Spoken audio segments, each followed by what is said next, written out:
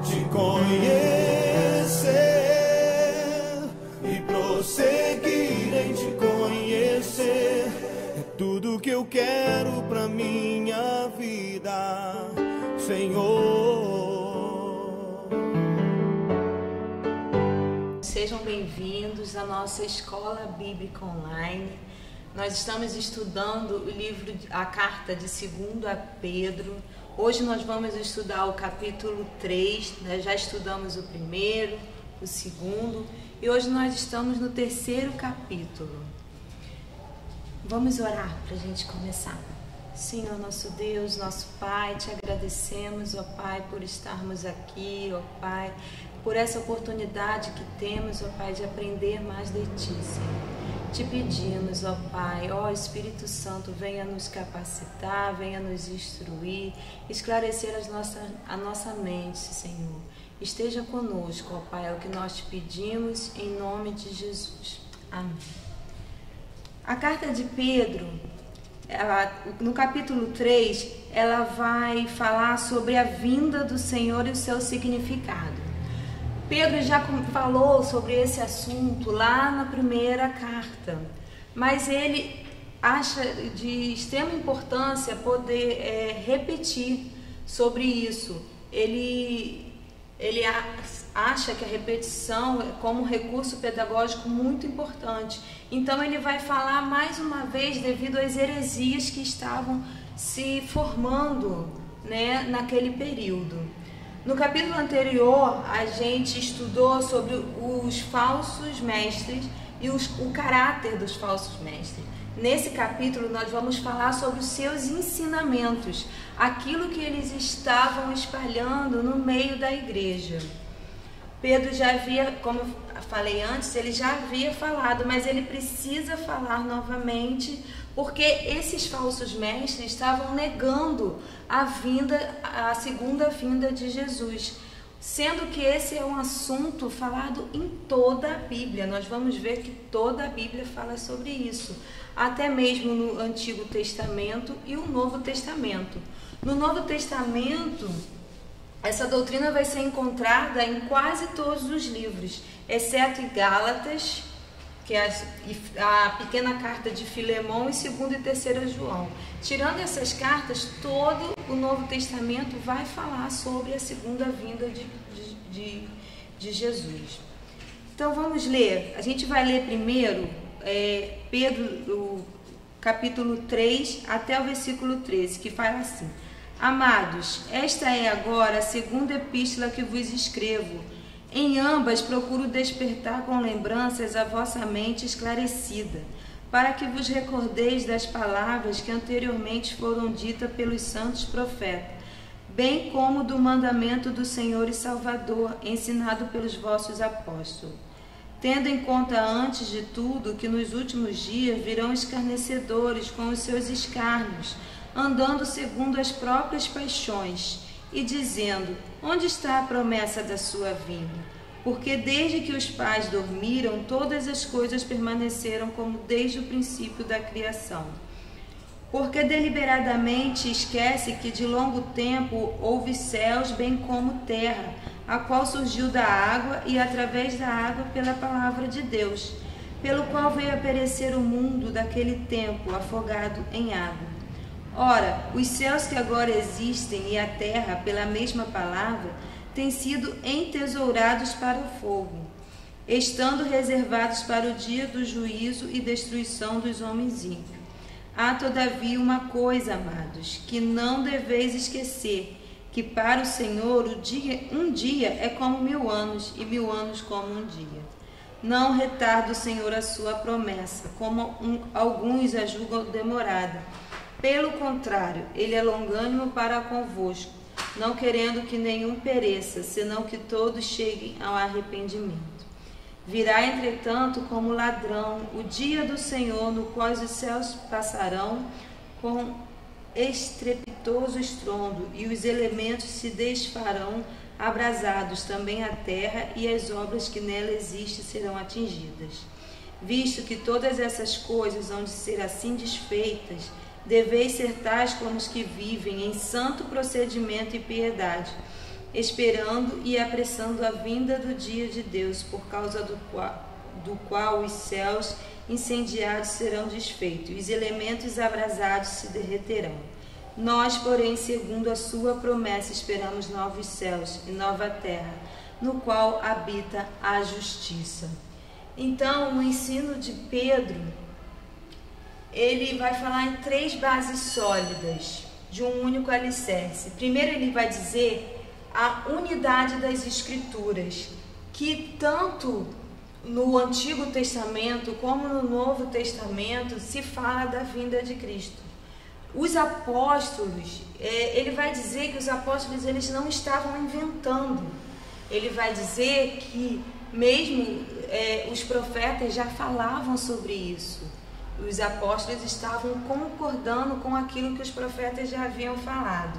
Até mesmo Jesus falou sobre a sua segunda vinda. Lá a gente vai ver, como exemplo dos apóstolos que já haviam falado. Isaías 2, 10, 22, 13 do 6 ao 16, Jeremias 37, Daniel 12, 1, Amós 5, 18, 20 e Zacarias 12, de 1 a 14. Todos esses textos vão falar sobre a vinda de Cristo. Se vocês puderem abrir depois, para vocês poderem confirmar. Jesus também falou sobre a sua segunda vinda. Lá a gente vai ver que o Sermão do Monte, no capítulo 24 e 25 de Mateus, vai expor toda essa temática. Esse sermão ele vai abordar os sinais da sua vinda, as condições que para a sua vinda e os resultados da sua vinda.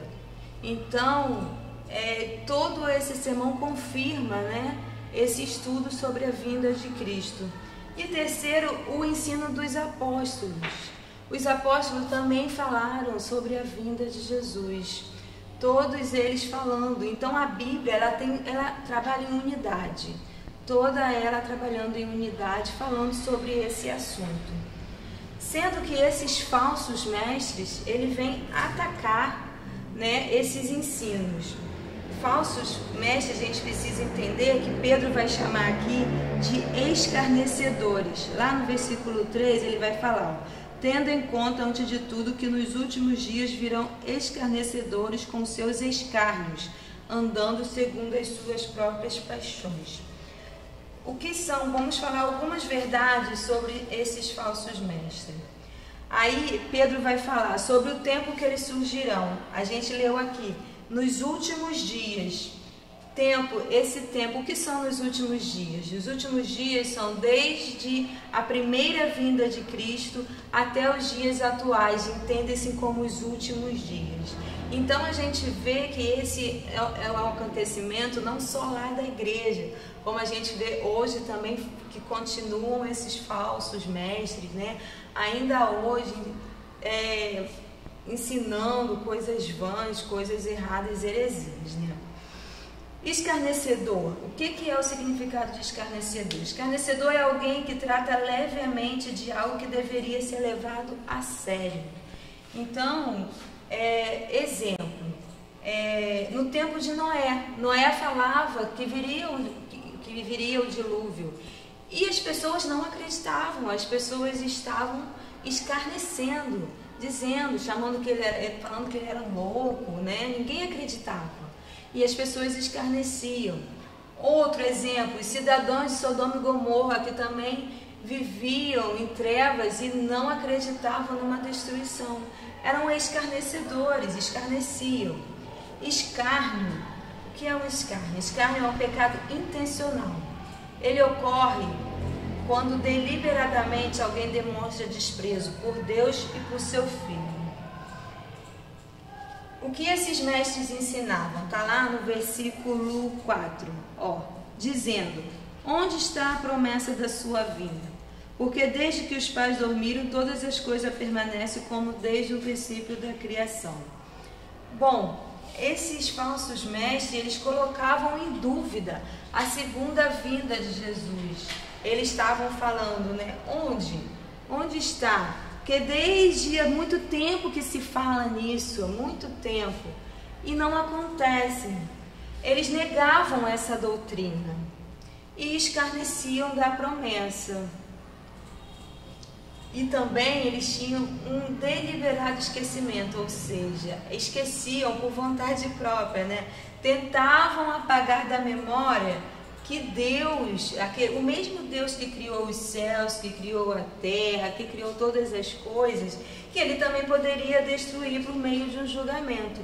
Então eles tentavam negar isso.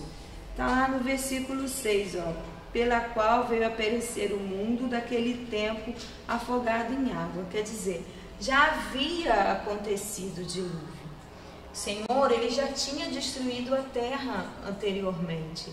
E Pedro estava ali falando que sim, que haveria sim uma nova destruição. Pedro vai rebater esse argumento desses escarnecedores, falando justamente disso, sobre a criação do mundo. Lá, né, a gente vai ver em Gênesis 1, no princípio criou Deus os céus e a terra, que houve um Deus que criou os céus e a terra, que criou todas as coisas. Ele criou, mas também vai falar do dilúvio, que a gente acabou de ler no versículo 6. Esse mesmo Deus que criou, Ele também destruiu. Ele trouxe o dilúvio sobre a terra, destruindo a criação. E o juízo e aí vai falar também da destruição do mundo, o juízo de Deus no futuro, que está lá, ó, no versículo 7, olha. Ora, os céus que agora existem e a terra, pela mesma palavra, têm sido entesourados para o fogo, estando reservados para o dia do juízo e a destruição dos homens ímpios. Notem que Pedro fala que essa destruição virá pelo fogo, que há um juízo sim no futuro e uma destruição pelo fogo. Ele vai falar isso no capítulo 2, verso 3, no 3, verso 7, que nós lemos agora, e no 10 e no 12, que tal? Virá, entretanto, como ladrão o dia do Senhor, no qual os céus passarão com espitoso estrondo e os elementos se desfarão abrasados. Também a terra e as obras que nela existem serão atingidas. Então Pedro ele vai falar sim que haverá uma destruição pelo fogo. Desculpa. Outra coisa que esses profetas falavam, que esses falsos mestres argumentavam, era a demora da sua vinda. Então ele vai falar assim, ó, só que eles vão dizer, mas está demorando tanto, né? E a gente ouve hoje em dia até mesmo os crentes falando que já se fala há muito tempo nessa segunda vinda. Já são mais de 2000 anos, né? Que desde que Jesus veio, já se fala dessa segunda vinda e a gente não vê acontecer. E a gente vai encontrar até crentes mesmo falando sobre isso. Só que a gente precisa entender alguns pontos. O primeiro, que o tempo, a gente precisa ver o tempo na perspectiva de Deus. Vê lá no verso 8, diz assim, ó, há todavia uma coisa, amados, que não deveis esquecer, que para o Senhor um dia é como 1000 anos, e 1000 anos como um dia. Quer dizer, a gente é humano, então a gente vê com a nossa visão, né, de um ano, de dias, mas para Deus não há essa divisão. A própria Bíblia vai dizer que 1000 anos é como um dia é como 1000 anos. Então, esse tempo pertence ao Senhor, né? Nós não podemos achar que esse tempo está sendo contado igual como nós contamos, mas Deus sabe a hora. E o eterno, né, foi o que eu falei, o eterno não vê como nós vemos. E o segundo, o propósito da demora da segunda vinda de Cristo. Bom, por que essa demora, né? Às vezes a gente fala, mas está demorando muito, né? Desde que Jesus ressuscitou, que Ele prometeu que viria, já passaram 2000 anos. Mas existe um propósito para isso. A gente vai encontrar no verso 9 que diz assim, não retarda o Senhor a sua promessa, como alguns a julgam demorada. Pelo contrário, Ele é longânimo para convosco, não querendo que nenhum pereça, senão que todos cheguem ao arrependimento.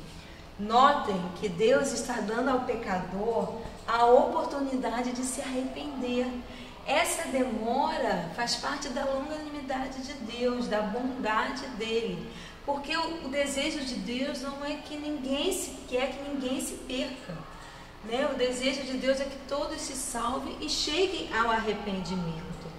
Então, essa demora é para que todos aqueles tenham uma chance. O amor de Deus é tão grande que Ele dá essa chance, que as pessoas vai dando chance para que todos se arrependam. Terceiro, a forma como Jesus virá. Então é aqui Pedro vai falar. No versículo 10, no primeiro ele fala: virá entretanto como ladrão o dia do Senhor. Quer dizer, a gente vê muitas pessoas querendo ver como vai ser, fazendo contas, fazendo cálculos, mas esse dia não está contado, não tem como contar, não tem como achar, né? Virá quando ninguém mesmo vai esperar. O próprio Jesus fala no Sermão do Monte: virá como ladrão, né? Ninguém sabe a hora. A própria Bíblia diz que nem o pai sabe, que nem o filho sabe, somente o pai. Então, esse dia virá como um ladrão. E o efeito da segunda vinda de Cristo na criação. No versículo, na parte B ele vai falar: no qual os céus passarão com um estrepitoso estrondo e os elementos se desfarão abrasados. Também a terra e as obras que nela existem serão atingidas. Pedro vai dizer, aqui como a gente viu antes, que vai ser tudo incendiado pelo fogo, então que as coisas, tudo vai ser destruído. Toda a natureza, todas as obras, as grandes arquiteturas, tudo serão destruídas. E aí a gente para pensar que essas pessoas que se apoiam nas suas grandezas, nas coisas que têm, o que vão poder apresentar diante do juízo? Porque esse fogo vai destruir tudo. Então não terá o que se apresentar. É por isso que a Bíblia relata que a gente deve guardar, a gente deve ajuntar tesouros no céu. Que tesouros são? Onde, né? Tesouros que a prata e que a ferrugem não vai consumir. Então, são tesouros específicos, não são bens materiais, não são obras, porque isso tudo vai ser destruído pelo fogo. Então a gente deve repensar o que a gente vai mostrar no dia do juízo. Pedro vai falar sobre a consumação de todas as coisas. Tendo em vista que Jesus voltará e que o juízo divino é inevitável, como nós devemos nos portar? Pedro vai falar. Primeiro, que nós devemos estar preparados. Olha, no versículo 11 ele vai dizer: visto que todas essas coisas hão de ser assim desfeitas, deveis ser tais como os que vivem em santo procedimento e piedade. Viver de forma santa e piedosa, né? Ficar livre do pecado, abandonar o pecado, abandonar as práticas erradas. A gente deve viver como se Cristo fosse voltar hoje mesmo. E isso nos leva a ter uma vida digna, uma vida piedosa, a tomar cuidado em tudo que a gente fizer. Estar preparados para encontrar o Senhor. Se a gente pensar todo dia, será que hoje eu estou preparado para encontrar o Senhor? Aí Pedro adverte a igreja que é assim que devemos estar. Precisamos aguardar a segunda vinda de Cristo com exultante expectativa. Olha o que Pedro fala no versículo 12: esperando e apressando a vinda do dia de Deus, por causa do qual os céus incendiados serão desfeitos e os elementos abrasados se derreterão. Então ele vai falar o quê? Esperando com expectativa, aguardando ansiosamente. A igreja deve aguardar ansiosamente pela volta de Cristo, o cumprimento da sua promessa, né? Então ele vai falar que precisamos aguardar o cumprimento da sua promessa da consumação. No versículo 13 ele vai dizer: nós, porém, segundo a sua promessa, esperamos novos céus e nova terra, na qual habita a justiça. Os céus e a terra que os nossos olhos veem agora e que habitamos serão destruídos pelo fogo, mas não serão destruídos, né? Todos serão restaurados.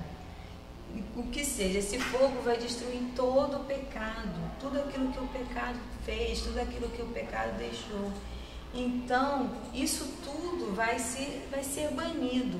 Nós teremos, na verdade, novos céus e nova terra. Assim como foi no dilúvio. Se a gente parar para pensar, o dilúvio veio, né? Veio água, quando o relato que está lá em Gênesis, água de baixo, água de cima. Então aquilo, né, veio, passou por toda a terra, mas e quando as águas se abaixaram, quando tudo voltou ao normal, havia uma nova terra. Essa é a perspectiva que Pedro deixa, né, com essa segunda vinda de Cristo, com essa destruição pelo fogo, que o fogo não destruirá, mas trará novos céus, nova terra. Na verdade, o que vai se desfazer é o pecado, né? E assim libertar a criação da escravidão. A gente lê lá em Romanos 8:22 que a criação geme. Ela geme devido ao pecado, né? Então ela sofre. E com esse fogo, com essa segunda vinda, com o fogo que irá consumir todo o pecado, então até mesmo a criação vai ter essa libertação desse peso do pecado. E Pedro deixa uma exortação à igreja. Ele vai dizer que a igreja precisa ser irrepreensíveis na conduta, que é a segunda parte desse capítulo. E vai dizer assim, a partir do 14 até o versículo 18, no meu título diz assim: o cristão deve esperar o Senhor, viver vida reta, estudar as Escrituras e crescer em Cristo.